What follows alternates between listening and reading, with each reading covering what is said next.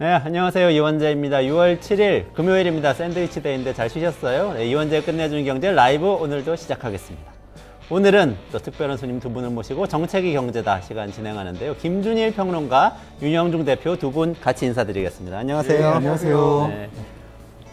본격적으로 시작하기 전에 예. 오늘 또 아침에 아브레우 고문, 발음이 쉽지 않은데 아브레우 고문이 세종정부청사에서 무려 세종시에서 기자회견을 했더라고요. 그래서 내용을 보니까 어쨌든 저번에 화요일 날 잠깐 김준일 평론가님하고 얘기했는데 아브레우 고문이 뭐 유전 개발 유망성이 굉장히 높다. 그리고 유정의 트랩 존재 잠재력이 있다.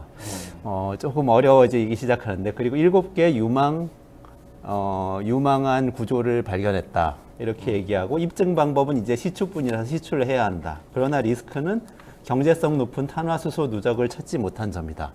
이렇게 이야기를 했고 이대로 모든 언론들이 다 받아 썼어요. 그러면서 유망하다 그러면서 받아 썼는데 이거 맞는 거에 대해서 사실 너무 어려워가지고 해석이 너무 안 되는 그러니까 것도 용어를 복잡하게 쓴다고 이게 없는 게 있는 게 되고 있는 게 없는 게 되는 게 아니니까 유망은 영어로 차라리 쓰자 프로스펙티브 전망이 좋다 뭐 이런 거예요. 그러니까 네네. 유망 구조는 쉽게 얘기를 하면은 여기가 유망해서 여기가 좀 나올 가능성이 높아 뭐 이런 거를 이제 찾았다라는 거잖아요. 제가 이 석유공사 홈페이지에 들어가가지고 예전에 나왔던 보도자료를 다 찾아봤어요. 도대체 그럼 옛날에는 어떻게 했냐? 왜냐하면은 지금 연매출이 지금 뭐 몇 조더라? 그 독일의 우드사이드 여기가 이제 호주의 우드사이드. 그러니까 제가 호주의 우드사이드라는 회사가 지금 작년에 이제 본인들 홈페이지에 올리면서 가망성 없는 유망하지 않은 데들을 다 퇴출시키면서 우리 손을 뗐다라고 얘기를 하면서 거기 한국이 들어가 있거든요. 한국에 이번에 동해 6-1. 예, 그거를 이제 시사인이 이제 보도를 한 거예요. 그러니까 네네네. 그래서 실제 이제 그러면 유망하지 않은 거 아니냐라고 하니까 거기는 유망 구조화까지는 가지 않았다라고 얘기를 하는 게 산업부 얘기예요. 유망 구조화는 쉽게 얘기를 하면 굉장히 유망한 데를 발견을 해가지고 거기가 딱 집어가지고 여기다라는 거예요. 자, 제가 이제 그리고 이제 뭐 2D가 아니라 뭐 3D로 이제 뭐 했네 뭐 이런 얘기까지 막 나오고 그랬는데 어쨌든 제가 이게 이제 요 보도 자료거든요. 잘 안 보이실 테지만은 읽어드릴게요. 배포일 씨는 2019년 4월 9일 오전 10시고요. 한국석유공사 우드사이드사와 함께 동해 심해 탐사 사업 재개 한번 했다가 안 나와서 접었다가 다시 재개를 한 거예요. 동해 8광구하고 6-1광구 북부 지역 여기가 정확하게 지금 여기거든요. 뭐라고 얘기가 나오냐면은 대규모 유전 및 가스전에서 나타나는 것과 동일한 형태의 심해 퇴적층의 존재를 확인했다. 이렇게 얘기를 해요. 지금 여기 이 양반이 지금 여기 같은 데예요? 예, 같은 데예요. 뭐 모르겠습니다. 그러니까 어쨌든 8광구하고 6-1광구라고 하니까 제가 뭐 거기에 세부적으로 같은지는 모르겠으나 지금 나온 데는 똑같아요. 그리고 여기에서 우드사이드 사와는 대규모 가스전을 발견할 가능성이 충분히 있다라고 해서 50대 50으로 조광권을 이제 서로 가지게 돼가지고 우드사이드사가 지금까지 파다가 작년에 손을 뗀 거고 이거는 이제 나온 거예요. 50%가 지분이 있는데 그냥 우린 포기하고 나갈래 이렇게 우드사이드가 한 거고 현재 지분 있는 건가? 작년에 포기한 거죠. 포기하고 그러니까. 나간 예, 거고. 포기하고 나가니까 이제 얘네 액트지오라는 애를 데려와가지고 그럼 야 다시 한번 해봐 이렇게 해서 지금 뭐 나온다라는 건데 심지어는 이렇게 적혀 있어요. 6-1광구 동부지역에서 대규모 심해 유망 구조를 발견하여 탐사 자원량 평가를 완료하였으며 이렇게 2020년 하반기 2020년인데 2019년이요. 2019년. 예, 2020년 하반기에 탐사정 시추를 실시할 계획이다라고 해서 탐사정을 한 거예요. 안 나왔어 근데 유망 구조를 발견했다는 얘기가 이미 여기 나와 또. 그러네요. 이미 4년 전에 나왔던 얘기라는. 그 전에도 나와요. 그러니까 제가 말하는 거는 그냥 여기는 다 유망한데 왜냐하면 그 옆에서 또 가스도 나왔잖아요. 남부 쪽에서 가스가 나왔거든요. 나왔었죠. 네. 그러니까 이 근처는 다 유망한 데니 어차피 확률은 10%예요. 뭐 10%가 20%가 되든 어쨌든 확률은 낮은 거고. 그러니까 이게 제가 지금 이 말을 믿을 수가 없는 게 말이 다 틀려요. 그리고 솔직히 여기가 지금 우드사이드가 직원이 5,000명이고 연 매출이 23조 원이에요. 그래서 여기는 이렇게 발견도 하고 탐사도 하고 시추도 하고 그래서 실제 뽑아내면은 이익도 나눠 갖고 이런 데고 액트지오란 데는 물론 아브레오 박사나 이분이 뭐 이제 엑슨모빌에서 일을 하기는 했지만은 사실상 1인 기업 그렇죠. 1인 네. 기업이고 연매출 27,000달러, 3,500만 원인데 작년에만 70억 원이 됐대. 도대체 70억 원을 준 호구는 누구야 도대체? 70억. 70억. 원래 평소에는 27,000달러였으니까 한 3,500만 원, 3,500만 원 네. 정도 되는 매출액을 2017년에 세워졌거든요. 네. 우드사이드는 1954년에 세워졌고 얘네는 전통이 2017년에 세워졌고 어. 여기는 23조 원, 여기는 3,500만 원. 근데 작년에만 갑자기 70억 원, 70억 원 준 호구는 누굴까? 내가 대한민국이라고 얘기는 안 할게. 그러니까 이게 우리나라 아닐까요? 작년 이게 뭐냐고 이게. 3,500만 원에서 대박 쳤네 진짜. 그리고 이 매출이 양반이 그 무슨 200배 상승했어. 탄소 뭐 그거 얘기했잖아요. 뭐라고 하셨죠? 탄화구조, 탄화수소. 탄화수소를 아까 네. 경제성이 있는 탄화수소를 발견하지 못한 점은 리스크다. 이게 네. 정확한 멘트예요. 그러니까 앞에서 한 얘기 똑같은 얘기예요. 그러니까 못 발견했다라는 거. 석유 이 양반이 처음에 들어와서 기자회견한 게 아직 석유와 가스는 발견하지 못했다라고 그냥 공항에서 얘기했거든요. 그러니까 똑같은 얘기예요. 그러니까 아직 발견하지 못했어. 심지어는 탄화수소도 못 발견했지만은 대충 3D로 보니까 여기에 좀 있을 것 같은데 이미 2014년, 2019년에 한국석유공사하고 우드사이드사도 똑같은 걸 했어요. 2D하고 3D하고 그래가지고 지금 다 해봤는데 안 나왔다는 거거든요. 글로벌 호구가 됐다. 내가 보기에는. 아니 저는 글로벌도 글로벌이지만 약간 의심이 드는 게 석유공사거든요. 석유공사가 원래 옛날부터 우리 많이 헷갈려요. 저도 헷갈렸었는데 유공이 있었고 또 이 석유공사가 따로 있었거든요. 예. 대한석유공사가 유공이었고 이 석유공사는 원래 유계공이었어요. 예. 그래서 유류개발공사라고 해서 유전을 개발하는데 특화해서 박정희 대통령이 그때 우리도 산유국 돼야 된다고 그러면서 만든 회사예요. 그러니까 이 회사는 존속 가치 자체가 유전을 계속 개발해야만 존속할 수 있는 회사예요. 맞아요. 그러니까 예. 유전이 개발할 게 없다고 그러면 문을 닫아야 되는 회사예요. 그러니까 이 회사는 끊임없이 이런 희망을 줄 수밖에 없는 회사더라고요. 하나 더 말씀드려요. 이게 요 보도 자료는 2014년 12월 10일에 나온 거예요. 석유공사에서. 한국석유공사 호주의 우드사이드사와 동해에서 경북 지역 22년치 사용분 가스 확보 기대라고 했는데 뭐라고 적어놨냐면은 올해가 아니라 10년 전 2014년. 2014년이요. 2014년? 예, 2014년인데 이렇게 적혀 있어요. 동해 8광구 및 6-1광구 북부 심해 지역에 대한 3차원 정밀 물리 탐사 자료의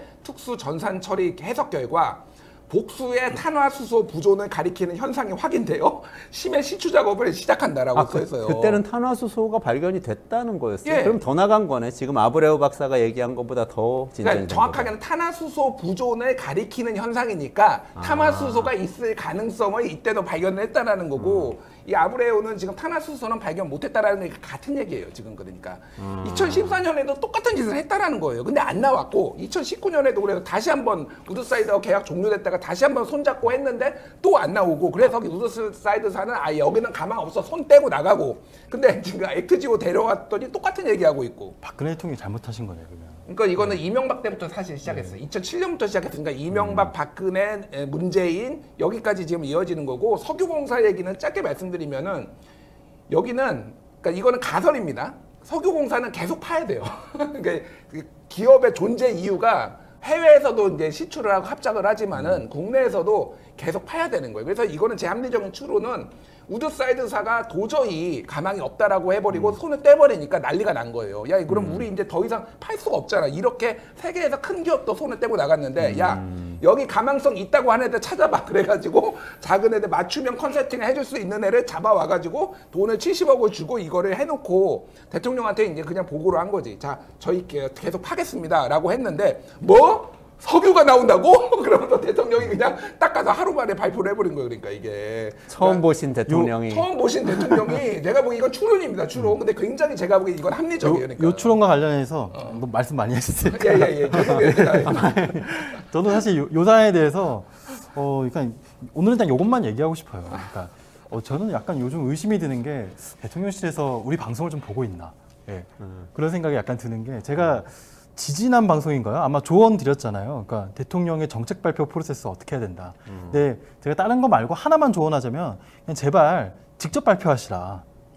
대통령이든 국무총리든 아니면 장관이든 뭐 어디 수석보좌관 회의나 이제 관계장관 회의에서 발언한 게 이렇게 언론에 보도자료 나가는 식으로 발표하지 말고 직접 발표하시라 이렇게 조언 드렸잖아요. 근데 제가 조언에 약간 앞글자, 항상 앞글자만 본 것 같아요. 그러니까 문제가 뭐냐면은 이게 3일에 갑자기 처음 생긴 거예요. 국정 브리핑. 국정 브리핑이란 말 들어보셨어요? 네.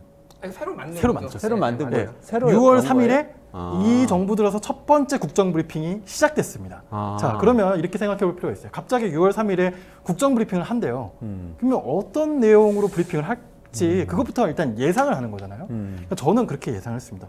지금 타이밍에 국정 브리핑을 한다라고 한다면은 아마 최혜병 사건에 대해서는 불리한 사건이니까 얘기하진 않을 것 같고, 저는 북한의 오물풍선 사건이라든지 아니면은 그 즈음에 1월부터 4월까지 세수결손 뉴스가 많이 나왔거든요. 그래서 정부의 재정 운영을 어떻게 할 것인지. 근데 이것 다 불리한 얘기들이니까 저 대통령이 최근 강조하고 있는 저출생 관련해서 뭐 이제 부처를 만든다라든지 아니면 의료대는 본인이 이제 시작한 의료 대란이 어떤 식으로 마무리 지을 수 있을지 이런 정도의 정책들을 얘기를 할 줄 알았어요.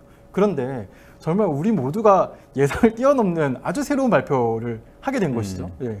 일단 저는 딱 두 가지만, 다시 두 가지. 이번 얘기는 정말 제대로 들으셨으면 좋겠습니다. 두 가지를 한번 조언 드리고 싶은데, 어떤 정책을 발표할 때 두 가지를 잘 생각해야 될 것 같아요. 첫 번째는 이거를 누가 발표할지. 누가 발표하는 것도 메시지거든요. 만약에 이 발표를 석유공사에서 발표했을 때랑 산자부 장관이 발표했을 때랑 국무총리가 발표했을 때랑 대통령이 발표했을 때는 완전히 다른 메시지를 갖고 있습니다.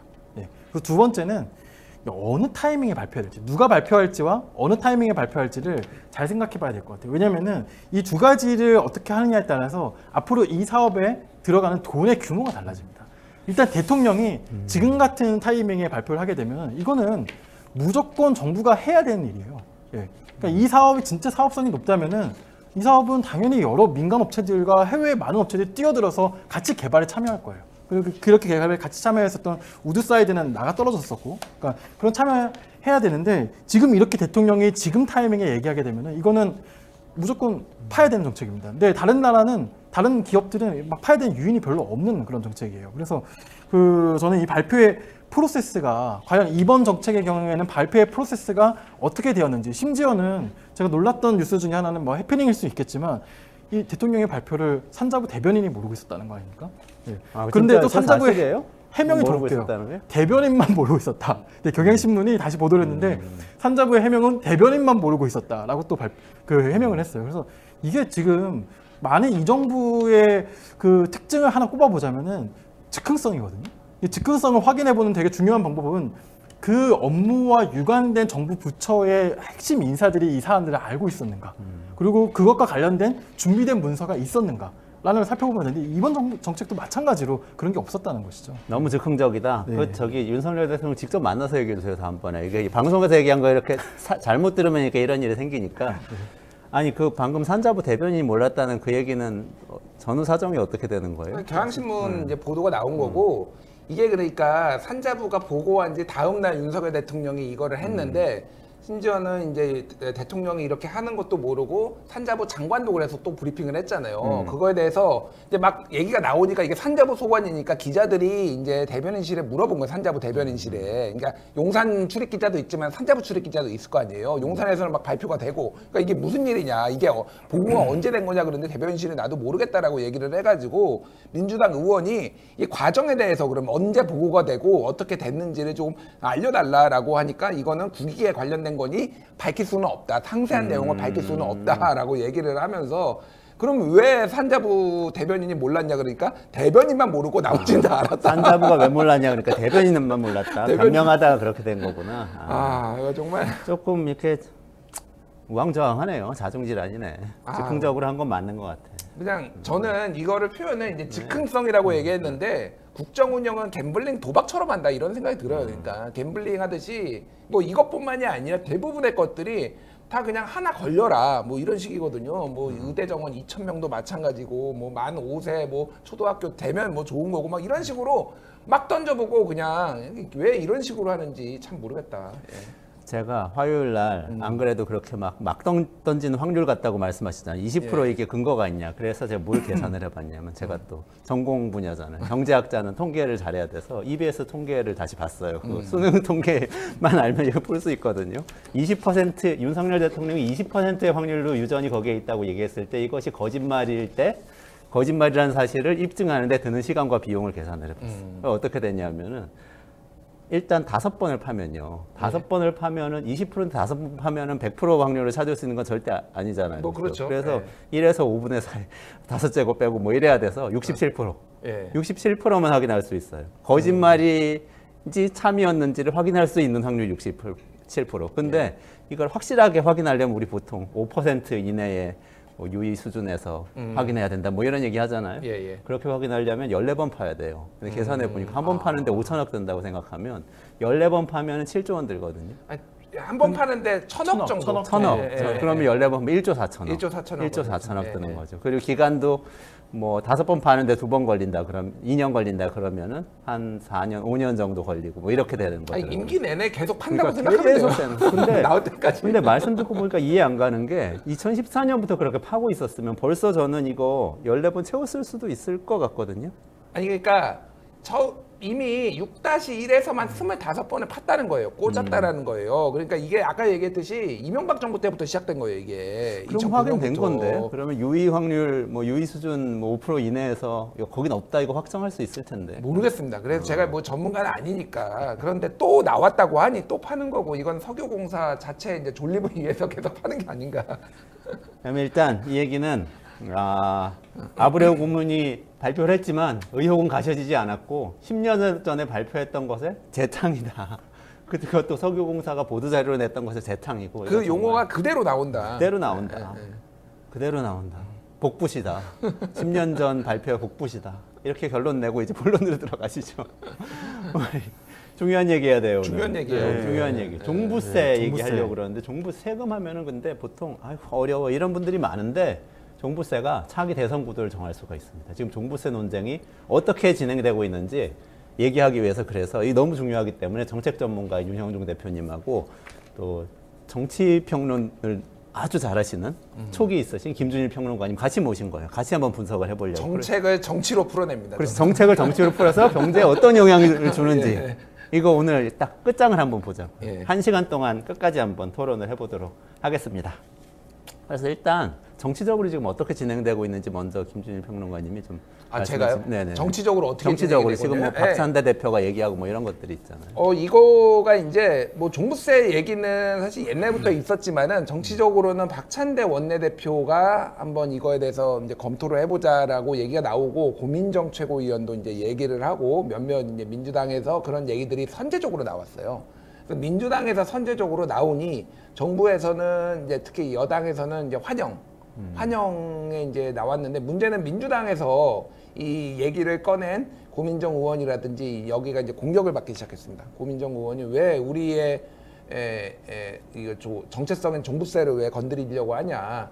그래서 지금 원내대표 지금 뭐 얘기는 폐지로는 아니고요. 그러니까 실거주 1주택 같은 경우에는 이게 이제 투기 목적이다 그런 것도 아닌데 집값은 많이 상승했고 그러니 부담이 세니 다주택자에 대해서만 종부세를 매기자. 그러니까 이게 특정 기간을 이제 채운 사람에 한해서는 이제 종부세를 면제하자 뭐 이런 거죠. 그래서 폐지는 아니고 뭐 막 이게 말이 섞여 있어요. 그러니까 어떤 데에서는 폐지 얘기를 하고 있고 어떤 데에서는 완화 얘기를 하고 있고 좀 세부담을 감면해줘야 얘기를 하고 있는데 어쨌든 그 얘기가 지금 이재명 대표가 스톱 얘기를 하면서 지금은 일단 중단된 상황이에요. 그래서 그러니까 고민정, 뭐 박찬대, 이재명 이런 사람들이 왜 이런 얘기를 꺼내고 왜 스톱을 시켰는지는 제가 뒤에 좀 더 설명을 드리겠습니다. 네네. 예, 예. 그리고 윤석열 정부는 폐지하겠다는 입장을 지금 밝힌 건가요, 정확하게? 맞습니다. 예전부터 뭐 그 국민의힘의 뭐 전신인 뭐 이 제도가 2005년도에 시작된 정책이잖아요. 이게 종합부동산세라고 하고 또 이 정책의 뭐 설계자로 알려진 사람은 뭐 2번이나 부동산 정책의 총책임자를 맡았었던 김수현 전 청와대 정책실장이라고 볼 수 있죠. 또 이 정책이 결정적으로 실현되는데 또 중요한 역할을 했던 사람은 참여정부 때 정책실장을 맡았었던 이정우 경북대 교수입니다. 그래서 그 두 분이 쓴 이제 글들을 보면은 상당히 여기에 대한 이제 기록들이 많이 나와 있는데요.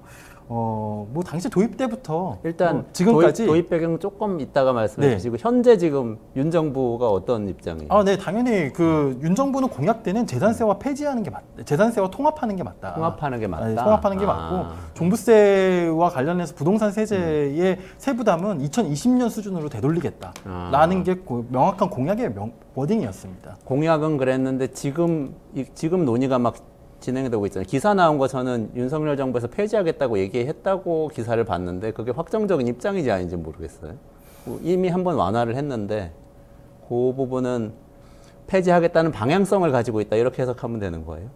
그러니까 정확하게는 이 세율 조정은 이거는 정부가 마음대로 할 수 있는 건 아니잖아요. 이게 법으로 돼 있는 거니까 이게 이제 뭐죠? 공정 가격을 적용하는 비율을 조정을 해가지고 2020년 수준으로 돌려놓은 거지. 이거 자체 법 자체를 건드린 건 아니에요. 그러니까 이거는 야당하고 같이 해야 되는 거고 본인들이 이제 정부가 할 수 있는 것들 그거를 이제 뭐 지금 해서 세부담을 낮춰줬다 뭐 이렇게 보시면 될 것 같아요. 그러니까. 네.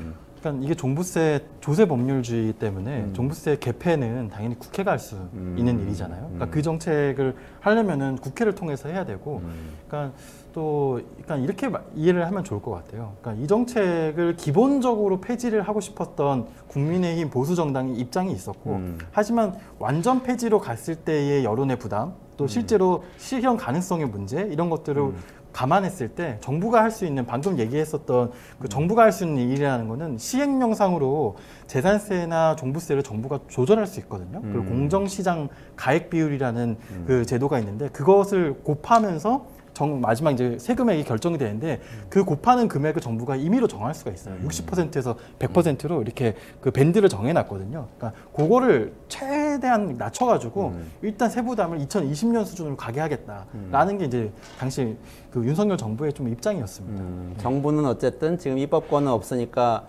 입법에 대해서 얘기할 수는 없지만 어쨌든 이건 점차적으로 줄여나가겠다. 부담을 줄여나가고 결국에는 없어지는 방향으로 하겠다. 이런 입장이라고 볼 수 있겠네요. 지금 민주당이 이런 그 의제를 민주당은 꺼내준 약간 게 완화하겠다고 한 거고. 그 여당 입장에서는 굉장히 반가운 그런 상황인 거죠. 네. 조국 혁신당은 또 그러면 안 된다고 그 얘기를 하는 것 같더라고요. 재밌어요. 사실은 조국 혁신당이 지난번에 어디서 표를 많이 얻었냐 이렇게 지역별로 뭐 이렇게 나오잖아요. 제일 많이 얻은 데가 강남에서 많이 얻었고요. 서울에서. 예. 오, 그랬어요? 아, 예.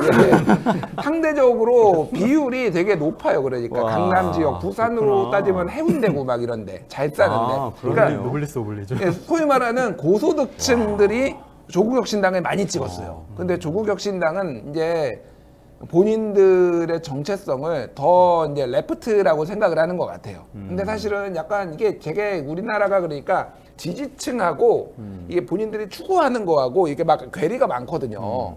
그래서 저는 이제 조국 혁신당의 일종의 이제 명사 정당이라고 생각을 해요. 그러니까 셀럽들이 모여가지고 만든 정당이고 사실 이 당의 정체성이라는 거를 뭐라고 지금 확립할 수 있을지조차 모르겠지만은 어쨌든 이렇게 보시면 돼요. 국민의힘을 예전에 찍었는데 국민의힘을 찍었던 사람들 중에서 민주당은 여전히 싫고 그랬던 사람들이 차라리 조국이 낫겠다. 이재명 저 정당보다는 차라리 조국이 낫겠다라고 찍은 사람들이 많다라고 보면 돼요. 그러니까 강남 같은 데서 이렇게 온 거예요. 제가 아는 분들도 뭐 의사나 뭐 이렇게 고소득층인데 금융기관이 있는 분들인데 조국 혁신당 찍었더라고요. 그래서 그러니까 윤석열은 싫은 거야. 얘네는 좀 망해야 될 것 같아 이번 총선에. 그런데 민주당은 싫다라는 거. 그러니까 근데 이제 지역은 안 냈으니까 조국 혁신당이. 그러니까 정당 투표를 조국 혁신당에 한 사람들이 꽤 된다. 고소득자들이. 그런데 어쨌든 종부세는 조국 혁신당은 종부세 폐지 반대. 뭐 이런 스탠스고 뭐 이런 거예요. 그러니까 지금. 종부세를 내는 분들이 조국 혁신당을 지지했을 많이 가능성이 찍었어요. 높은데 그거는 실제 통계로 나와요. 그러니까 그렇다는 데이터로 거고. 나와요. 그러니까 성관이 데이터로. 예. 그렇군요. 잠깐 이 시점에서 윤영중 대표님 종부세가 뭔지 한번 정리해 주시고 네. 진행을 하면 좋을 것 같아요. 아니, 종부세- 얘긴 많이 하는데 좀 헷갈리더라고요. 종부세 계속 바뀌고. 1조의 종부세에 대한 뭐 계략적인 목적과 뭐 정의가 나와 있거든요. 종부세법, 종합부동산세법이라고 있습니다. 네. 뭐 그 고액의 일단 대상은 고액의 부동산 보유자예요.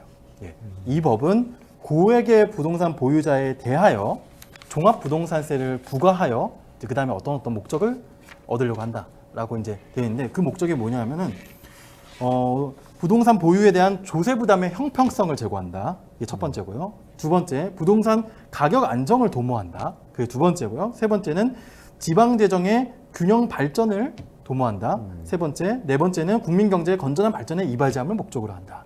이렇게 네 가지 목적인데 뭐 네 번째 목적은 사실 큰 의미가 없고 첫 번째, 두 번째, 세 번째 정도가 의미 있다고 볼 수 있습니다. 네.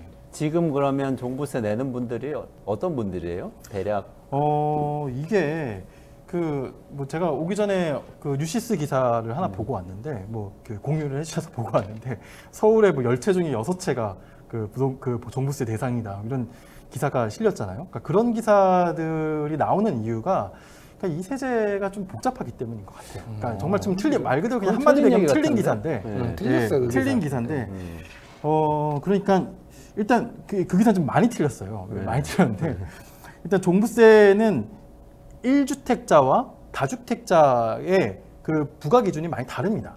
부과 기준이 달라진 것도 이제 문재인 정부 때 다르게 이제 부과하기 시작한 건데 그게 최근에 헌재에서 합헌 결정이 났어요. 근데 일단 1주택자에 한해서는 12억 원. 근데 요 12억 원도 그 뉴시스 기사에서는 매매 가격을 기준으로 6억 원을 기준으로 6억 원은 듣도 보도 못한 숫자. 옛날에 6억 원이 기준이었었는데 그리고 지금은 다주택자도 9억 원이 기준이거든요. 아무튼 1주택자는 12억 원이 기준이에요.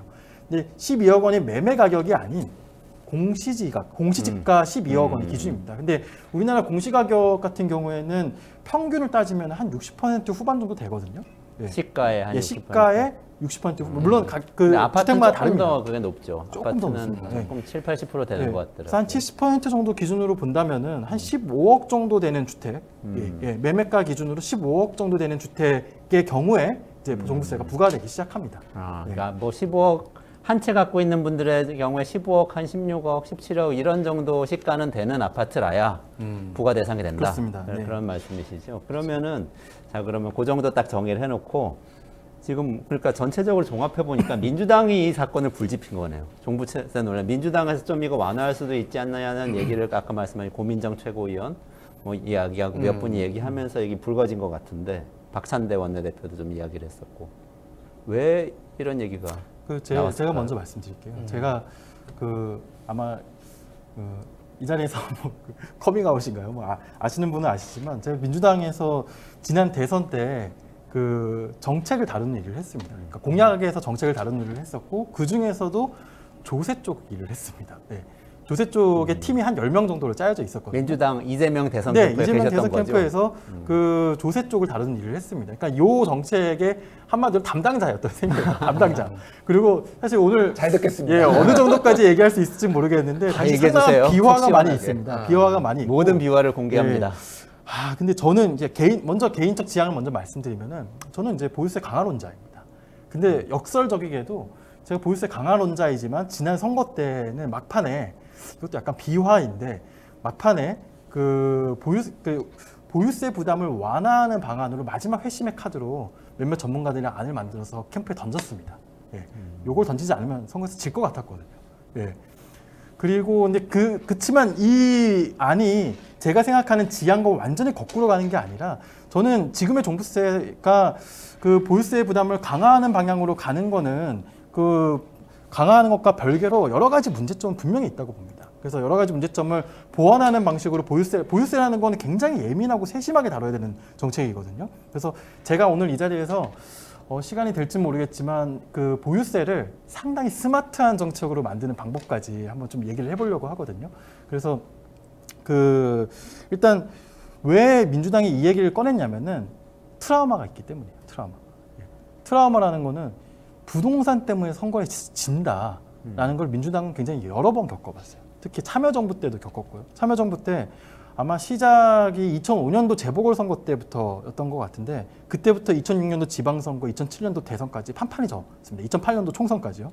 예. 그리고서 이제 부동산 시장이 하강기에 접어들기 시작했고 민주당은 다시 살아나기 시작했습니다. 마찬가지로 문재인 정부 때도 2020년 총선 국면을 제외하고는 사실 이게 그 선거에서 물론 지방선거 2018년 지방선거 외에는 그 이후에 이제 재보궐선거에서 판판이 저 나가기 시작했죠. 그리고 가장 중요한 배경으로는 늘 부동산 가격의 급등과 또 조세 부담의 급등이 꼽혔습니다. 그래서 이 부동산의 트라우마 때문에 이 민주당이 지금 이제 분위기가 좋잖아요. 총선에서도 상당히 승리했고 또 앞으로 남은 지방선거와 대선에서 좀 좋은 성적을 내려면 지금부터 부동산 세제를 좀 바꿔야 되는 게 아닌가라는 그런 문제의식을 가지고 있었던 것 같습니다. 하지만 저는 뭐 한마디로 좀 얘기를 하자면은 요 비유가 되게 적절할 것 같아요. 이 목욕물이 지저분해졌다고 목욕물을 이렇게 갈아야지, 아니면 목욕물을 아이가 좀 뭔가 그 문제가 있는 것 같으면은 그 목욕도 시켜볼 수도 있고 뭐 영양을 공급할 수도 있고 막 그렇잖아요. 근데 이제 일단 목욕을 시켜본 거예요.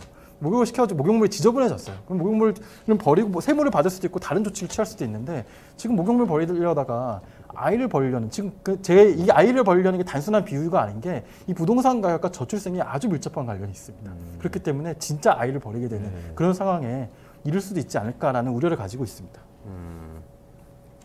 예. 김진일 끝내시고요. 평론가님 어떻게 보세요? 왜 민주당에서 정치적. 이걸 불을 아, 지핀 예. 거예요, 도대체? 그러니까 뭐- 윤석열 정부가 좋아하게. 자, 이제 그러니까 제가 다른 방송에서 이야기를 했는데, 민주당이 대한민국의 주류가 됐다. 이제 보수는 스스로 마이너리티인 거를 스스로 인정을 해야지 지금의 위기를 이제 헤쳐나갈 수 있다라는 얘기를 했거든요.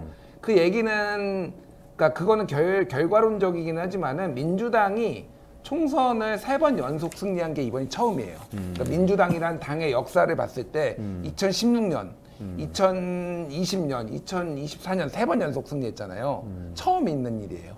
그것도 2번은 거의 압도적으로 승리를 했잖아요. 그거는 이제 상대가 못해서이기도 하지만은 이게 이제 왜 주류가 됐냐면은 소위 말하는 이 이제 X세대 그리고 이제 86세대, 여기가 민주당의 이제 주축이 된 거예요. 근데 여기가 가장 인구가 많습니다. 무엇보다도. 그러니까 1970년생이 이제 100만 명이 태어났고, 거기를 이렇게 정점으로 해가지고 거기가 이제 뭐 한 해 90, 제가 이제 74년생인데 저는 이제 95만 명 정도 태어났고요. 그러니까 여기가 인구도 많은데 굉장히 독특한 정치적 경험을 하면서 이제 노무현을 경험하고 그 전에 세대는 이제 87년을 이제 경험하고 뭐 이러면서 굉장히 민주당에 대한 애착이 강해서 2002년에 20대였던 그 세대가 2012년에 30대가 되고 2022년에 40대가 됐는데 민주당에 대한 지지율이 차이가 안 나요. 60% 중후반이에요. 예. 중반 정도 됩니다. 그러니까 65% 정도 보면 돼요. 거기 그때 찍었던 사람들이 원래 근데 일반적으로 과거에 보면은 이제 세대 효과도 있고 코호트 효과도 이제 연령 효과가 있어서 떨어지기 마련이거든요. 나이 들면서 보수화되잖아요. 현실적이 되고 뭐 집도 아주 생기고 애도 생기고 막 그러면서. 예, 그건 아주 뭐 전 세계에서 공통으로 나타나는 건데 이 세대 효과, 코호트 효과가 너무 강해가지고 떨어지지 않는 거예요. 그러니까 왜 이 얘기를 하냐면은 지금 민주당이 주류가 됐다라는 거는 선거에 이겨서이기도 하지만은 사회에서 가장 주축인 세대들이 민주당을 지지하고 있다. 여기에서 이제 민주당의 고민이 시작되는 겁니다. 그리고 앞에서 말씀하셨다시피 부동산 때문에 이제 문제가 발생을 했다. 그 자료 제가 보내드린 거 있는데 자료 하나씩만 보여주시겠어요? 혹시 예.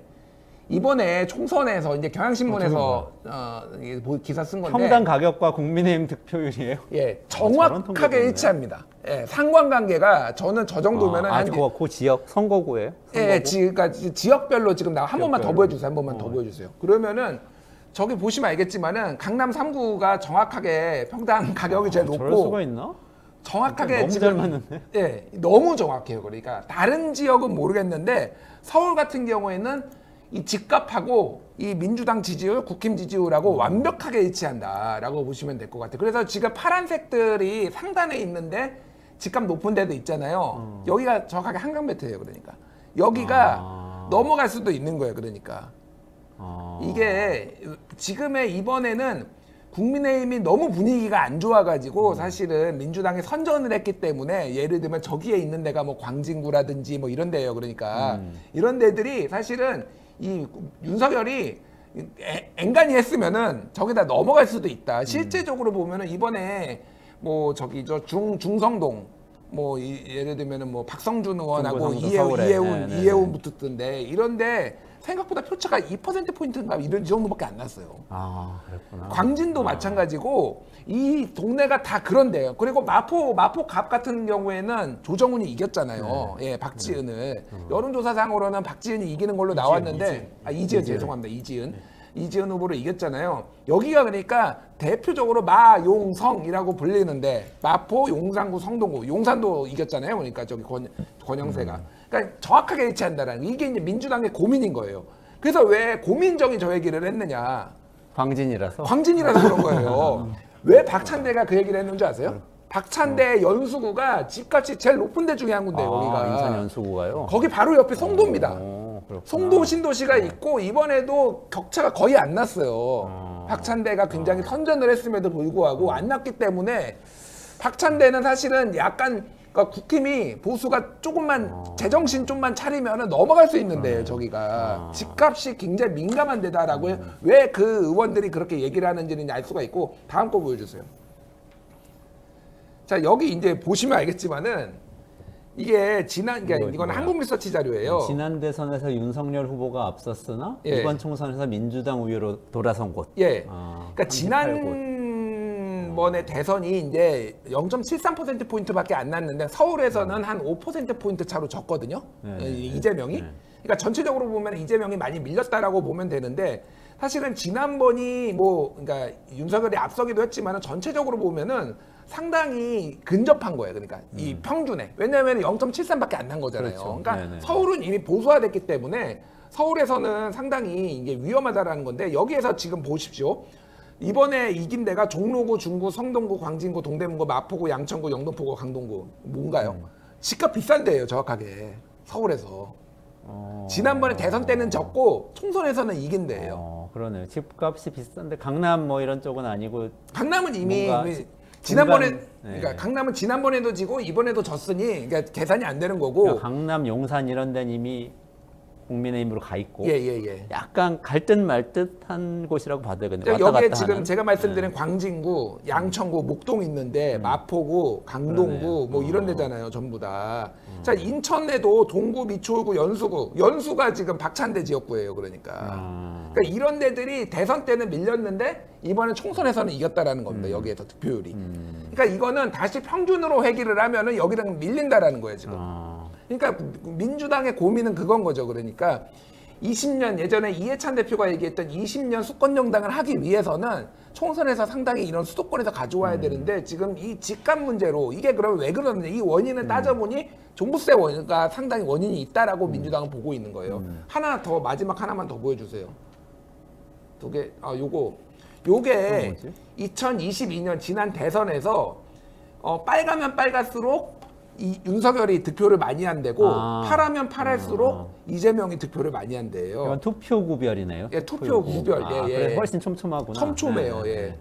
그러니까 그 양당 득표의 격차거든요. 정확하게 지금 강남이 빨갛잖아요. 강남 3구가. 강남 3구가 빨간데 한강 벨트를 중심으로 다 빨개요. 이렇게. 근데 그 색깔이 좀 차이가 날 뿐입니다. 그러니까 동작 빨갛고 마포 빨갛고 지금 그러네요. 광진 빨갛고 그러니까 여기가 평균으로 회귀하면은 여기는 지금 다 날아간다는 거고 이번에 국민의힘이 한강 벨트를 집중적으로 공략을 한 데다 이유가 있습니다. 그러니까 한강 벨트 의원들은 이번에 종부세 안 바꾸면은 4년 뒤에 어떻게 될지 모른다라는 위기가 있고 심지어는 서울 같은 경우에는 점점 고령화되고 있습니다. 굉장히 빠르게 고령화되고 있어요. 서울 같은 경우 다른 지역도 고령화되고 있지만은 경기도는 상대적으로 인구가 1,400만으로 점점 늘고 있고요.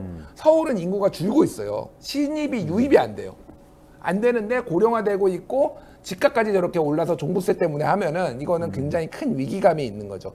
그래서 박찬대, 아까 고민정 등등등 해서 얘기를 한 건데 이재명이 딱 선을 그어버렸어요. 왜 그러냐면은 여론조사가 하나 있거든요. 여론조사 하나 보여주세요. 다음 거. 이재명 대표가 선을 그은 이유는 여론조사 준비가 안 됐나? 여론조사 정부세 예, 폐지. 예. 네. 최근에 이제 참여연대에서 조사를 했어요. 그런데 종부세 폐지에 대해서 부정 평가가 52, 그리고 긍정 평가가 27, 그리고 보통이 21. 그러니까 부정 평가가 더 많은 거예요. 그러니까 종부세 같은 경우에는 만약에 폐지가 되면은 전국적으로는 그 세밀한 지역에서는 이기는 이득을 보는 사람이 있으니까 왜냐하면 254개 지역구에서 유불리가 다르잖아요. 그런데 전체적으로 보면 종부세를 폐지를 하면은 손해 보는 거예요. 이재명은 대선을 나오기 때문에 전체판을 봐야 되는 거니까 전체 인구의 유동 이게 어떤 영향이냐. 그러니까 대선을 위해서는 사실은 지금 종부세 안 건드리는 게 낫고 하지만 총선을 위해서는 그 지역구에 걸린 사람들은 건드리는 게 낫고 그러니까 일단은 야 스톱해. 이재명은 이제 이렇게 나올 수밖에 없는 거고 이렇게 이제 정치적 맥락이 있다라고 하는 건데 가장 흥미로운 게 뭐냐면은 이념 성향별로 이게 있거든요. 여기에 종부세 폐지에 대해서 가장 긍정적인 게 보수, 중도, 진보 중에서 어디가 가장 폐지에 긍정적인 것 같아요?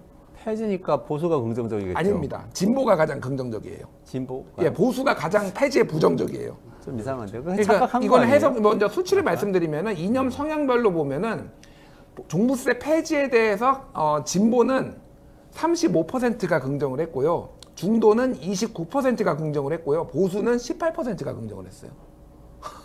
거꾸로 아니에요. 아니 거꾸로가 아니에요. 그리고 근데 부정적인 거가 종부세 폐지에 대해서 보수가 65% 그리고 부정적이고요. 중도가 50%, 진보가 46% 부정이에요. 어쨌든 부정이 다 높은데 진보가 가장 긍정이 높고 민주당 지지층으로만 따지면은 부정 39, 긍정 38 이렇게 나온 거예요. 그러니까 쉽게 얘기를 하면은 민주당의 지지층은 40대, 50대가 핵심이에요. 네. 40대, 50대에 종부세 내는 사람이 많다라는 겁니다. 지금 민주당 지지층에. 아. 오히려 그러니까 민주당 물론 그 강남 3구에 이제 부자들이 많이 내기는 하겠죠. 그렇기는 하겠지만 전체적으로 보면 종부세를 내는 데가 정확하게 우리나라 아파트 10채 중에 한 채가 이제 내기 시작해요. 이 정도면은 너무 이제 범위가 넓어진 거예요. 종부세 내는 범위가. 그러니까 민주당 지지자들도 상당히 걸리기 시작하고. 아니 근데 그게 세대 효과도 있는 것 같아요. 아까 40, 50대가 민주당 지지자 핵심이라고 그랬잖아요. 근데 친구들 만나면은 비슷한 나이 또래 다 동창들 만나잖아요. 근데 50대 10명 모이면은 예. 저는 50대 50대, 저도 이제 초반이니까 50대 이제 시작됐고. 근데 한 명이 종부세를 내면 그 친구가 너무 많이 욕을 해가지고 딴 사람들이 나는 전세 사는데 그래도 뭔가 잘못됐나 보다 이런 생각이 들게 돼 있어. 그런 세대 효과도 있을 것 같아요. 맞아요. 그러니까 어찌됐든 하여간 민주당 지지자가 더 이상 가난하지 않다라는 거예요. 지금 사회에 가장 자산도 많고 소득도 많은 세대가 민주당을 지지하고 있으니 실제 결과도 이렇게 나오는 거니까 국민의힘은 사실은 매우 부자 아니면은 매우 가난한 사람들, 무직자, 뭐 주부 뭐 이렇게 구성이 돼 있거든요. 자영업자, 주 지지층을 보면은 그러니까 오히려 양극화돼 있고 그 가운데 부분은 오히려 민주당이 많이 가지고 있기 때문에 지금 종부세 문제가 사실은 민주당 지지층에서도 반대하지 않는다. 그래서 정리하면 이렇게 되는 거네요. 민주당이 지금 우리 사회 주류가 됐고 사실은 40, 50대 특히 경제활동하는 40, 50대 주류가 민주당의 주요 지지자인데 사실은 이분들은 종부세에 대해서 좀 어느 정도 반감을 가지고 있고 그걸 반영해서 민주당이 먼저 문제를 제기한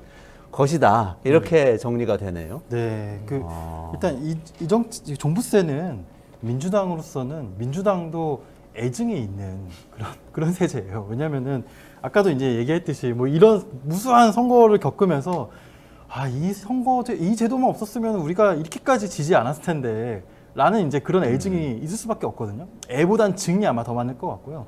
또 이 제도가 약간 이제 이런 측면도 있습니다. 이 세수가 결정적이지 않거든요. 예. 그러니까 일단 종부세를 걷어서 집값을 확실히 잡을 수 있는 것도 아니고.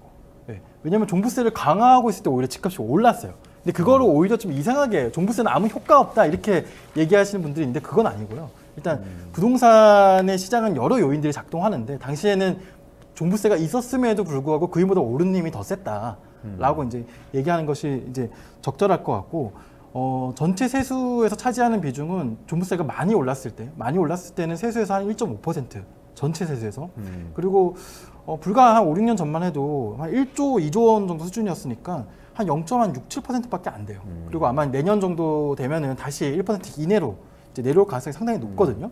그러니까 이런 정도의 세수입을 차지하는 세제 때문에 그러니까 이 하나의 정당, 특히 집권을 목표로 하는 정당이 왔다 갔다 해서 되겠느냐라는 이제 그런 문제의식을 갖고 있어요. 그런 문제의식을 갖고 있는데 저는 약간 이 논란 자체가 그동안 우리가 어떤 정책에 대해서 얼마나 그 세심한 제대로 된 논의를 하지 않았다는 그런 반증이지 않는가라는 생각이 들어요. 종부세가 가지고 있는 여러 결함들이 많거든요. 그러니까 그 결함들을 이 기회에 한번 좀 제대로 짚고 넘어가자라는 얘기를 좀 한번 해보고 싶은데 일단 그러니까 종부세를 포함한 보유세 얘기부터 한번 해보고 싶어요. 보유세, 종부세 포함해서 재산세가 있죠. 그걸 이제 우리나라의 부동산 세금 체계에서는 뭐 어느 나라나 마찬가지지만 보유했을 때 내는 세금과 거래할 때 내는 세금이 있어요.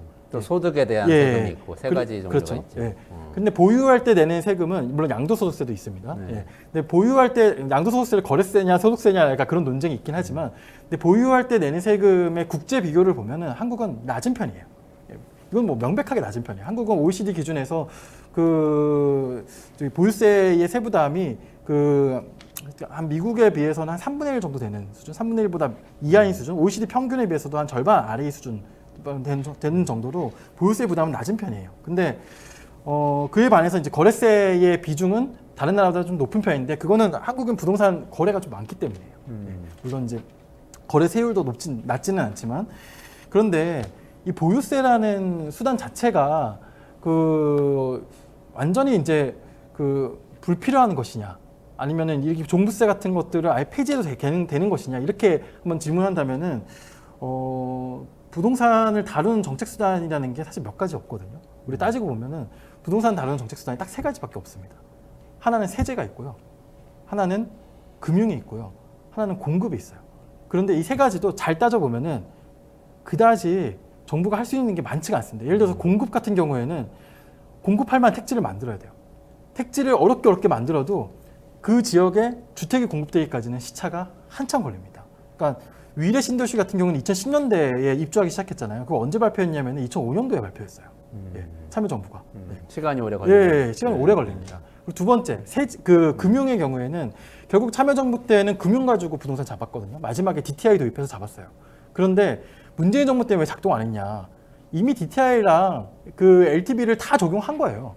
그리고 다 적용했는데도 더 강화시키기에는 여러 가지 이제 부작용들이 발생하는 거였고 더 강화시키기 어려운 측면이 있었고 또 놓친 부분이 있었습니다. 놓친 부분은 전세금융이었어요. 전세금융을 놓쳤기 때문에 사실 부동산 유동성을 잡지 못했는데 아무튼 부동산 금융도 이미 쓸 만큼 썼어요. 아주 효과적인 수단이지만 그렇다면은 저는 이 세 가지 그 정책 수단을 지금은 균형되게 사용할 때지 이 셋 중에 하나를 포기할 때는 아니거든요. 그렇다면 보유세는 언제 써야 되느냐? 보유세는 막 시장이 뜨거운 물이 막 올랐을 때, 막 가열됐을 때 부동산 보유세를 쓰면은 사실 그때는 효과는 없고 오히려 반대 역풍만 더 세게 붑니다. 예를 들어서 지금은 가라앉았기 때문에 지금 써야 된다는 그런 가라앉을 말씀이신 때는 거죠. 쓸 수 있는 타이밍이에요. 그런데 이제 부동산 시장의 가격 수준을 봤을 때 예를 들어서 그 선진국 OECD 평균 기준으로 그 부동산 보유세의 비율은 가액 기준으로 했을 때 0.5% 정도예요. 그렇다면 20억 기준으로 했을 때 1%가 2천만 원이고 0.5%는 1,000만 원이잖아요. 예. 이미 부동산의 가격이 그 나라 사람들의 소득 수준의 10배, 15배 이상으로 가기 시작했을 때는 보유세를 강화하기가 굉장히 어려운 너무 그런 비싸져서. 어려운 상황에 이르는 거예요. 한국은 보유세라는 정책 수단을 포기하면 안 되는 그런 굉장히 어려운 상황임에도 불구하고 보유세를 강화하기가 그 조세에 대한 저항 때문에 굉장히 어려운 이런 딜레마 속에 빠져 있는 그런 상황이 정확하게 보면 그렇습니다. 그래서 지금 좀 그런 상황이고 네. 오히려 이제 좀 낮추는 방향으로 정치적 압력은 좀 있는 것 같고 저는 근데 사실 이런 생각했거든요. 이재명 대표가 최근에 민주당 대표로서 몇 가지 이제 좀 놀라운 제안을 했었는데 국민연금 개혁안에 대해서 국민의힘 안을 그냥 다 받겠다. 뭐 이런 것도 있었고 뭐 저출생부 같은 것도 그래요. 저출생부도 사실 좀 반대할 수도 있는데 정부 조직을 바꾸는 거잖아요. 그러면 국회에서 반대할 수 있는 또 중요한 또 그게 좀 협상력 높일 수 있는 그런 도구가 되기도 하는데 그런 일이 많이 있었는데 이것도 찬성한다고 전향적으로 얘기를 했어요. 그러면서 윤희숙 국민의힘 전 의원 같은 경우에는 그걸 보면서 이재명 대표가 프레지덴셜하다 뭐 이렇게 얘기를 하기도 하고 프레지덴셜 대통령 같아 보인다. 여의도 대통령이라고 불리잖아요. 그죠. 그래서 이것도 종부세도 일종의 집권 플랜이라고 할까요? 꼭 플랜까지 아니더라도 대선을 앞두고 어떤 영역에서 내가 이 다음 대선을 치르겠다는 걸 보여주는 내가 대통령이 되면 어떤 행정을 하겠다는 걸 보여주는 그런 식으로 접근하는 거 아닌가? 그런 생각을 좀 했거든요. 그러니까 어떻게 저도 보세요? 뭐 거의 동의해요. 동의하고 이게 이제 아까 전에 말씀드렸듯이 이제 민주당 계열이 대한민국의 주류가 됐다라는 거하고 또 같은 맥락이에요. 그러니까 책임 있는 수권 정당의 모습을 지금부터 이제 보여줘야 된다. 뭐 이런 생각을 하고 있는 건데 일단 저는 종부세 폐지론자고요. 뭐 이제 명확하게 좀 얘기를 폐지론자. 하자면, 그러면 이거 정리 예. 한번 하죠. 유영준 대표님은 강화론자입니까? 보유세는 강화론자이지만 종부세는 좀 더 스마트한 세제로 바꿔야 된다. 손을 좀 네, 봐야 되고 스마트한 세제로 네. 복잡한데 네. 복잡하지만 어쨌든 존치론자에 네, 가까운 존치론자입니다. 거죠. 네, 저는 폐지론자고요. 저는 먼저 이해관계를 먼저 말씀드리면 종부세를 내본 적이 없고요. 앞으로 살면서도 낼 일이 없을 것 같아요. 저는 33년 된 24평 아파트에 살고 있고 아마 그 살면서 낼 일이 없기 때문에 제가 제 이해관계 때문에 이걸 하는 게 아니다라는 걸 이제 뭐 말씀을 드리면서 재개발이 가까워지고 있는 거예요. 아니에요. 우리 동네 그런 동네가 아니야. 우리 동네 그런 동네가 아니고 그러니까 제 말씀하시죠. 이해관계 때문이 아니라 왜 폐지를 해야 되는지에 대해서 이제 말씀을 드릴게요. 그러니까 종부세는 목적이 불분명합니다. 그러니까 물론 이제 뭐 여러 가지를 이제 말씀해 주셨는데 목적. 최근에 이제 최병천 전 민주연구원 원장 그분이 이제 부원장이죠. 지금은 부원장 그리고 이제 신성장 경제연구소 소장이라서 이제 이분이 이런저런 칼럼을 썼는데 경향신문에 칼럼을 쓴 거를 한번 읽어보셨으면 좋겠어요. 종부세 폐지 공론화 고민정 의원이 옳다. 뭐 저는 일부분은 동의하고 안 동의하는 부분도 있지만 상당수는 고민하는데 이게 처음에 노무현 정부에서 나왔을 때 집값이 급등을 하니까 한번 징벌적으로 이거를 때려가지고 내가 이거를 한번 잡아보겠다. 집값을 세금으로 잡아보겠다라고 이제 시작이 된 거잖아요. 그러니까 세금으로는 집값을 못 잡습니다. 그거는 역대 우리나라도 그렇고 다른 나라도 세금을 세게 때려가지고 집값을 잡은 사례는 없어요. 물론 약간의 효과는 있을 수 있지만은 기본적으로 부동산이라는 거는 양적 이제 팽창 얼마나 이게 양적 완화가 됐느냐 그래가지고 부동산에 얼마나 돈이 몰리느냐 날 때가 다시 수축되느냐 이 큰 사이클 이거는 뭐 8년 동안 수축됐다가 4년 동안 급등하고 뭐 요 얘기를 하시는 분들도 있고 전체적으로 어쨌든 뭐 12년 주기 뭐 15년 주기로 이렇게 움직이는 거니까 그게 이제 딱 맞아 떨어진 게 노무현 그리고 문재인 이때 이제 급등한 해필이면 그때 이제 급등을 한 거잖아요. 그래서 지금 역대에 세금으로 잡아본 적이 없는데 이게 가장 큰 문제는 뭐냐면은 지금 두 가지가 문제가 있는데 하나는 종부세가 이미 사람들한테 인식 자체가 이게 너무 과하고 징벌적이라는 거예요. 이게 실제 세금이 얼마가 됐든 사람들은 이미 이거를 내는 것 자체를 굉장히 억울해하고요. 조세 저항이 너무 강합니다. 조세 저항이 너무나 강해서 심지어는 10만 원을 내더라도 종부세라고 하면은 치를 떠는 거예요. 그러니까 종부세가 나한테 나오기 시작해서 내가 징벌을 받고 있다라는 생각을 하는 거예요. 이 정도로 사회적 갈등을 유발을 하고 하는 세금을 그대로 둬야 되나? 이 생각이 하나가 들고요. 또 하나는 종부세 아까 전에 잠깐 언급을 했지만은 종부세를 내는 집들이 너무 늘어났어요. 특히 서울 같은 경우에는 이게 어느 정도냐면은 통계가 잠깐만요. 예. 서울에서 한 10% 된다고 아까 말씀하셨는데. 예, 서울에서 이제 10% 되고요. 예를 들면은 주택분과 종부세 이제 토지는 빼고 2017년에 33만 명이 냈는데 2022년에 122만 명이 내기 시작합니다. 그러니까 4배 정도 뛰어서 내는 사람이 그러니까 3.7배 정도 증가를 했는데 세액은 2017년에 4천억 원을 냈는데 2021년에 4조 1천억을 냈습니다. 10배가 뛰었어요. 무슨 얘기냐면은 자, 내는 사람은 4배 뛰고요. 하는 사람은 10배가 떴다라는 거는 실제 사람들이 이게 내던 사람들이 더 내는 거는 2.5배 정도 더 낸다라는 얘기예요. 그러니까. 그렇게 뭐 단순하게 좀 계산하자면 그렇잖아요. 뭐 어떤 사람은 더 내고 덜 내고 뭐 하겠지만은 그러니까 이거를 징벌적으로 할 수밖에 없고 우리나라 집값이 지금은 이제 이 뭐 정체 상태지만은 이게 계속 유지가 된다라면은 이거는 굉장히 좀 과하다. 그러니까 정말로 대한민국의 초부자들만 물론 자산 상위 굉장히 높은 사람들은 이거를 내는 거는 맞지만은 또 하나는 자산과 소득의 불일치예요. 그러니까 이게 생각보다 고령화되면서 그렇게 되는 거죠. 고령화되면서 이거 집 한 채 있는 거밖에 없는데 소득은 없는데 종부세가 계속 나오면은 종부세에 대한 저항감이 너무 세진다라는 겁니다. 그래서 이런저런 상황을 봤을 때 저는 종부세를 폐지를 하고 재산세랑 통합을 하는 게 맞다. 이게 국민의힘이 주장하고 있거든요. 저도 그렇게 보는 게 맞고 너무 복잡해요. 종부세가 왜냐면은 이 과세를 하는 기준이 3억 원 이하, 6억 원 이하, 12억 원 이하, 50억 원 이하, 94억 원 이하, 94억 원 초과 이렇게 돼 있어요. 이렇게까지 복잡하게 해야 되나? 그 세율이 0.5, 뭐 1.0, 1.4, 2.0, 2.7 이것도 이제 뭐 중과세율이 또 있고 뭐 2주택자, 3주택자 막 이렇게 이런 식으로 복잡하게 이렇게 하는 게 맞느냐?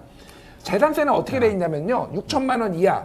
6천만 원에서 1억 5천만 원, 1억 5천만 원에서 3억 원, 3억 원 초과 이렇게 돼 있거든요. 세율이 단순하다. 세율이 그런 단순해요. 거죠. 그러니까. 그래서 여기에다가 한두 개 정도 더 신설을 해가지고 누진세를 할지 여부는 봐야 되겠지만은 세율을 적용을 해서 심플하게 하는 게 맞다. 지금 이명중 대표님 반박을 못 해가지고 막 너무 들썩들썩하고 입이 근질근질해가지고. 예, 이제 저는 여기까지 하고 다시. 알았어. 정리를 해보면 저랑- 너무 많은 사람이 내게 됐고 징벌적이라는 인식이 있고 세제가 너무 복잡하기 때문에 재산세하고 통합하자는 국민의힘안이 오히려 더 합리적일 수 있다. 저는 그렇게 이렇게 생각해요. 말씀하세요. 저랑 일치하는 부분은 재산세랑 통합하자인 것 같아요. 그러니까 재산세랑 통합하자는 것은 그러니까 국민의힘 쪽에서는 통합하고 재산세만 남겨두자. 그러니까 종부세를 폐지하자는 얘기예요. 없애자는 예, 거예요. 예, 그러니까 재산세를 높이자는 건 아닌 그렇죠. 거예요. 그러니까 저는 2005년으로 돌아가가지고 다시 세제를 설계한다라고 생각한다면은 종부세를 만들자는 제안을 결사반대할 거예요. 예. 왜 반대하냐면은 우리나라는 보유세, 당시는 보유세 수준을 높여 나갈 수 있는 그 굉장히 중요한 타이밍인데 보유세는 재산세로 높여 나가야 돼요. 예. 이렇게 하나를 떼어내가지고 족보 없는 세제를 만들어가지고 또 누더기 세제를 만들어가지고 하고 또 갈등을 야기하고 또 이걸 편입됐던 사람이 편입이 별로 안 됐던 사람이 갑자기 편입되기 시작하니까 벌 받는 느낌이고 아니, 다, 아니, 근데 다 왜- 인정하는 부분이 나랑- 있거든요. 나랑 근데 똑같고 아니 다시, 근데 다시. 사후적으로는 그런데 다시. 네. 사후적으로는 근데 종부세는 그 작은 인구를 대상으로 과세하는 데 저항이 큰데 재산세 그렇게 넓게 하면은 절대 시행 안 되는 거 아니에요, 그거는? 아니, 모두가 저항하니까. 일단 다시 얘기를 한번 들어보세요. 그러니까 어느 타이밍에 세금을 부과하느냐에 따라서 그 이제 갈라지는데 저도 이제 그 최병천 씨가 쓴 글을 잘 읽어봤는데 상당히 그 이렇게 생각해볼 필요가 있어요. 부동산 왜 종부세가 이렇게까지 많이 올랐냐? 종부세를 올렸기 때문이다라고 이렇게 많이 주장하는데 종부세를 올린 부분이 있어요. 제가 세율표도 가져왔잖아요.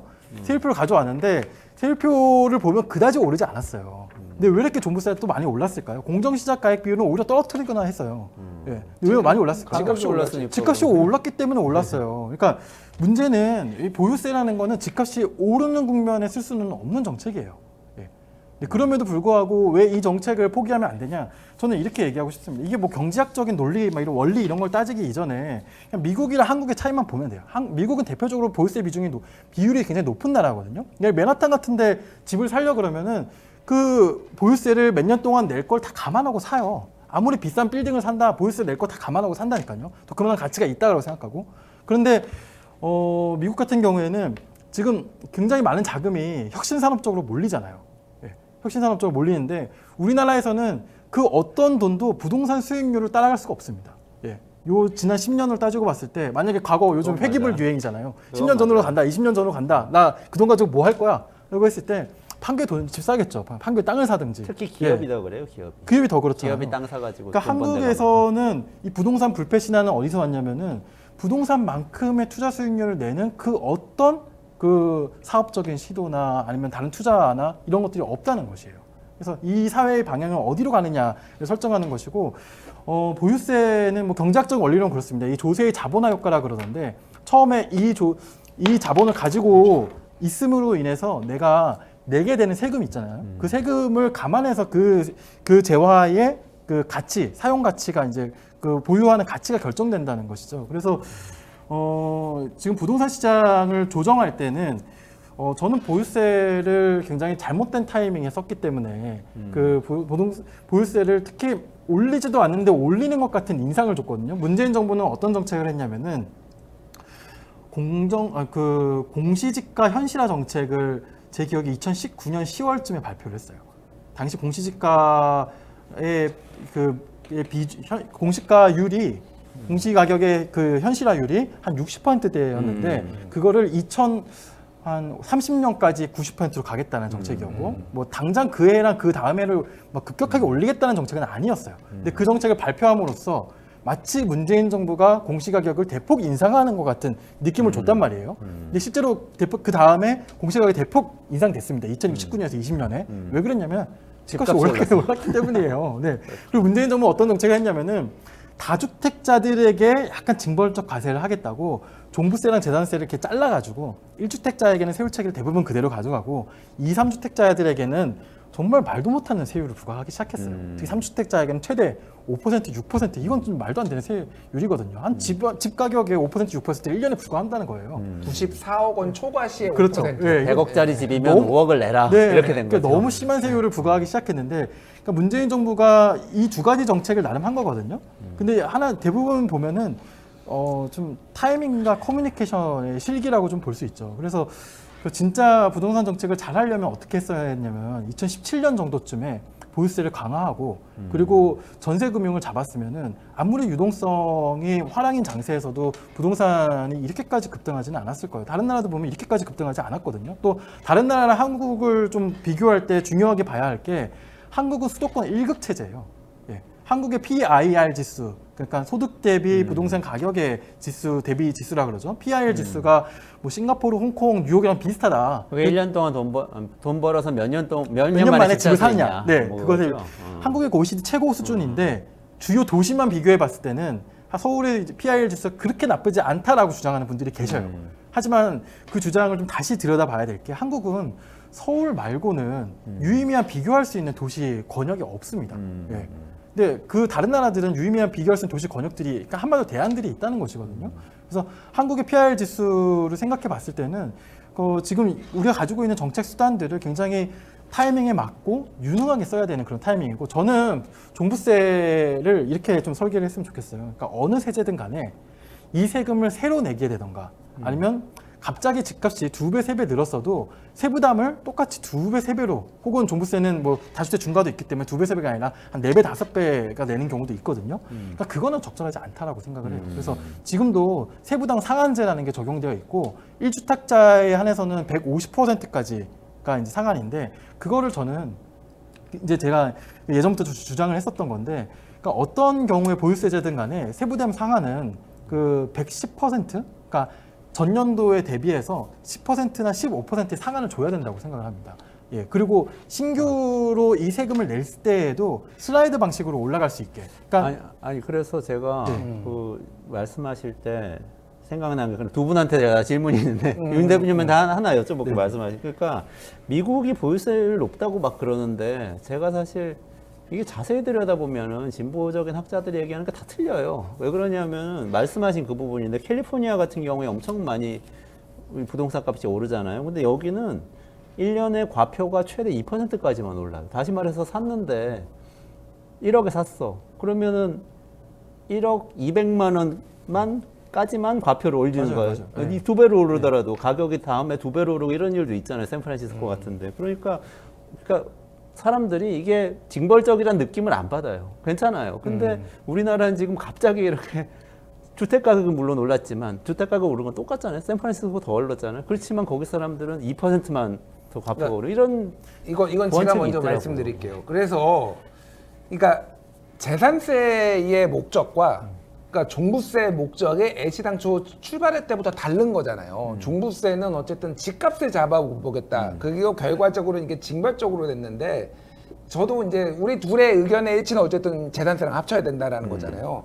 재산세는 구청이 걷어요. 그러니까 그 지자체가 걷잖아요. 그래가지고 재산세는 상대적으로 이제 저항이 약한 이유가 이거를 걷어가지고 어떻게 쓰이는지에 대해서 내가 꼭 정확하지 알지 않더라도 우리 동네를 위해서 쓰일 거다라는 기본적인 컨셉이 있는 거예요. 근데 이거는 종부세는 뭐냐면은 걷은 다음에 재정 자립도가 낮은 지자체에 주는 거예요.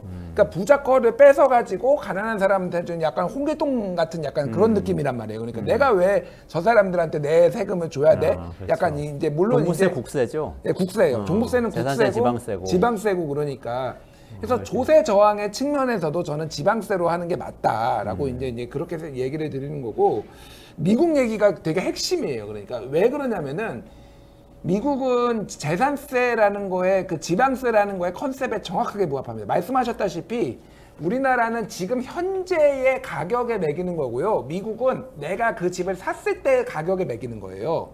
그래서 그거가 오르더라도 거의 안 오른다고 보면 돼요. 그러니까 내가 샀을 때 내가 이거를 10억 원에 샀으면은 이게 20억, 30억이 내더라도 10억 원에 대해서만 그 보유세를 1%나 2%를 내는 거예요. 그럼 뭐 10억에 1%면 1,000만 원이거든요. 적은 돈은 아닌데 낸다라는 거예요. 근데 그게 막 계속 오르지 않으니까 계획성이 있는 거예요. 내가 이거를 관리할 수 있고 내 소득이 예를 들면 10만 달러 집에 그러니까 뭐 10억짜리 집에 살면은 내가 연간 1억 원을 버니까 집세로 재산세로 1억 원을 그러니까 1,000만 원을 낼 수 있는 능력이 되는 사람들은 그런 거고 아니면은 이사를 가면 되는 거예요. 그러니까 근데 그게 예. 캘리포니아는 그렇고 뉴욕은 안 그래요. 그러니까 다 달라. 다 다른데, 조금씩 다른데 다 다른데 어쨌든 예. 기본적인 컨셉은 전체적으로는 기본적인 어쨌든 컨셉이 살 때의 비슷해요. 그 가격으로 조세 내는 저항이 거라서 다 있기 때문에. 저는 그래서 이거 하나만 하고 그러니까 저는 그래서 만약에 재산세로 통합을 하면은 우리나라도 살 때 가격으로 내는 게 맞다. 왜냐면은 재산세는 기본적으로 이거를 그러니까 이 재산의 관리를 하고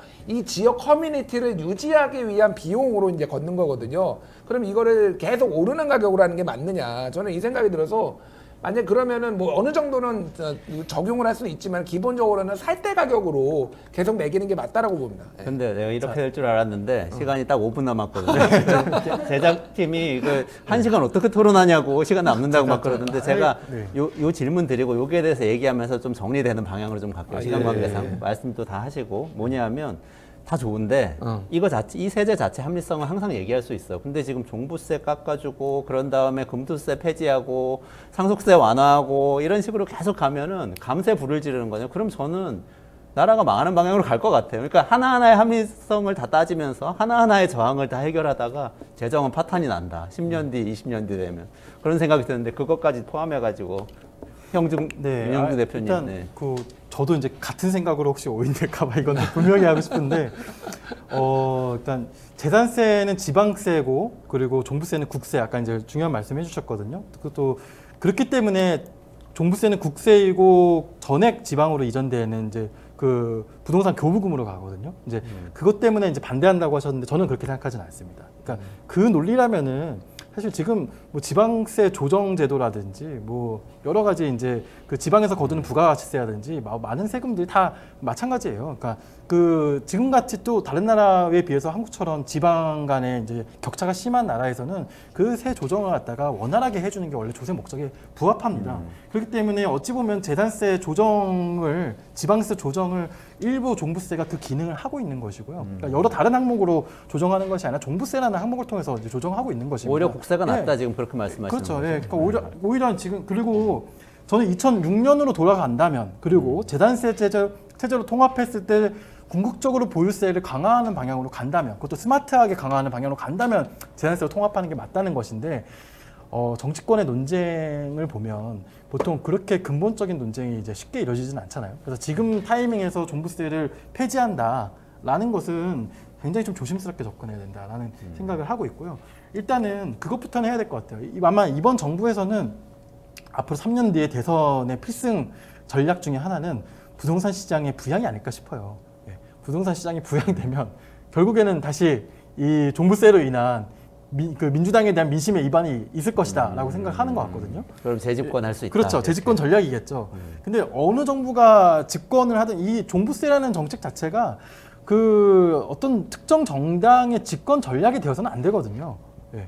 이게 무슨 얘기냐면은 이건 정말 그 우리가 어떤 사회로 가야 하느냐 그걸 정하는 거예요. 그래서 저는 민주당이 지난 대선 때 졌던 것은 어떤 교훈을 얻어야 되냐면은 졌지만 그래도 세제에 의해서는 많이 대폭 후퇴하지는 않았다. 그러니까 우리가 지키려고 했었던 어느 정도의 가치가 있었다라는 교훈을 좀 얻어야 될 것 같아요. 왜냐하면 그게 어떤 가치가 있냐면은 지금 아까 이제 15억 정도 되는 1주택자들에게 이제 종부세에 대한 그 굉장히 저항이 심하다라고 얘기했잖아요. 예.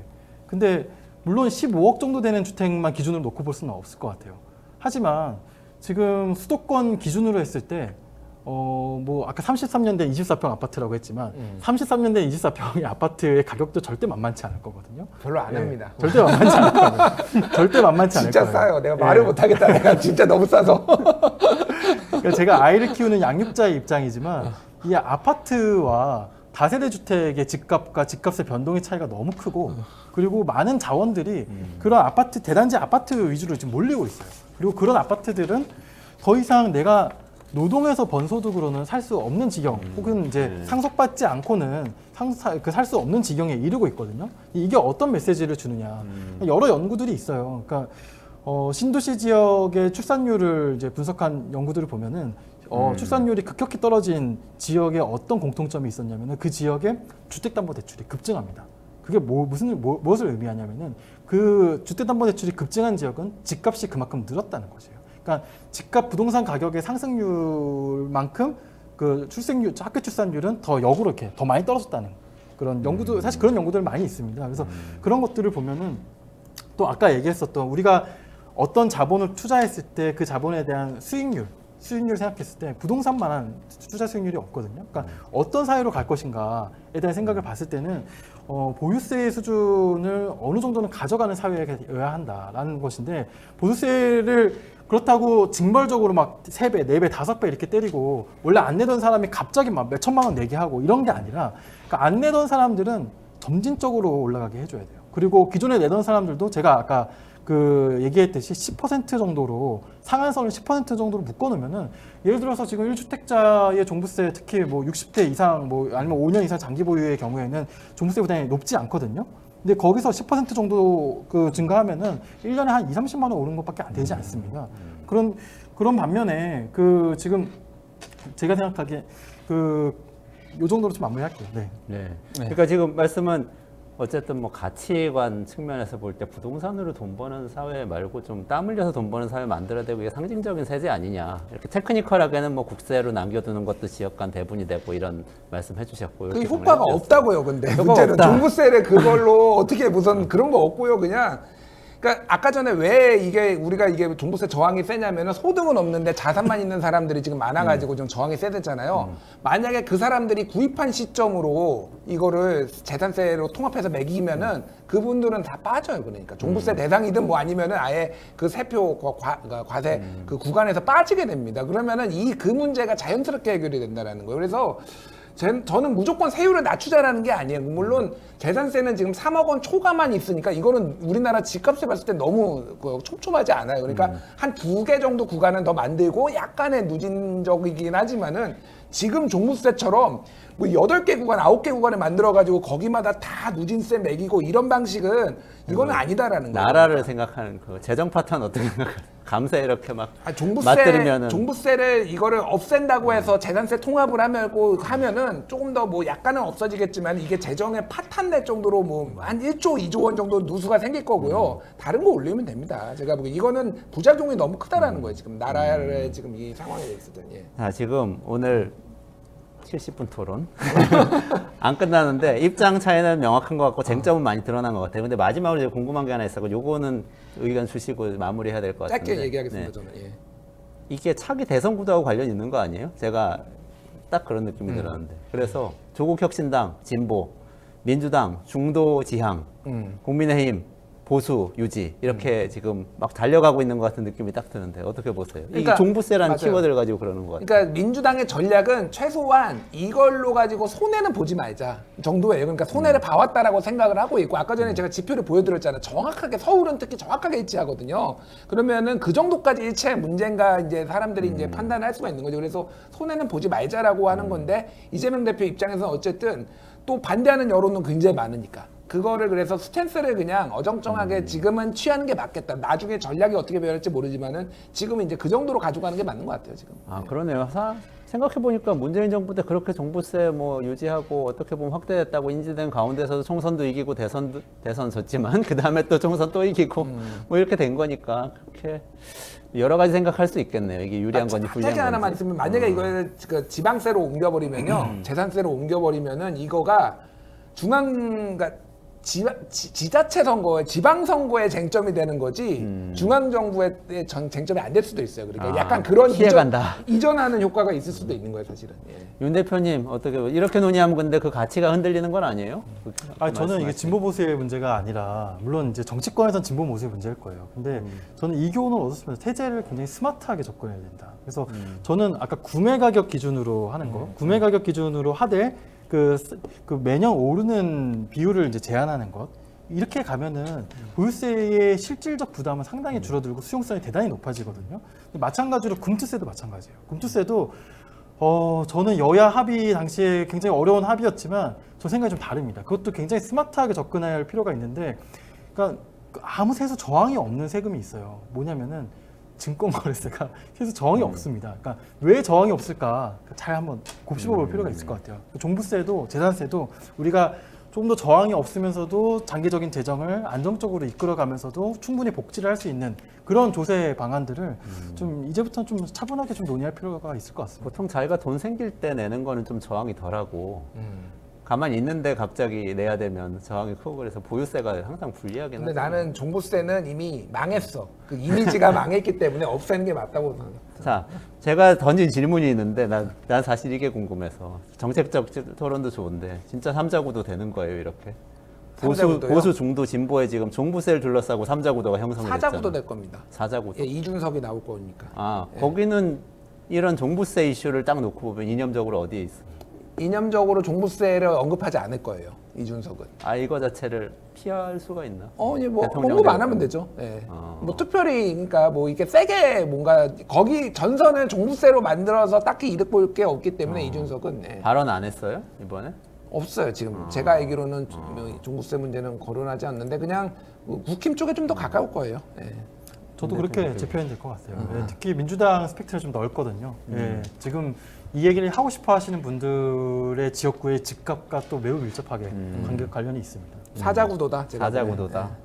종부세를 놓고 보면 삼국지지만 대선은 사자구도. 중요한 정책 쟁점이 될 것도 같은데 미리 깔아놓은 거죠, 그 민주당에서. 그렇죠. 그런 것 이게 같아요. 운신의 폭을 넓혀놓은 거예요. 그런 그러니까. 것 같네.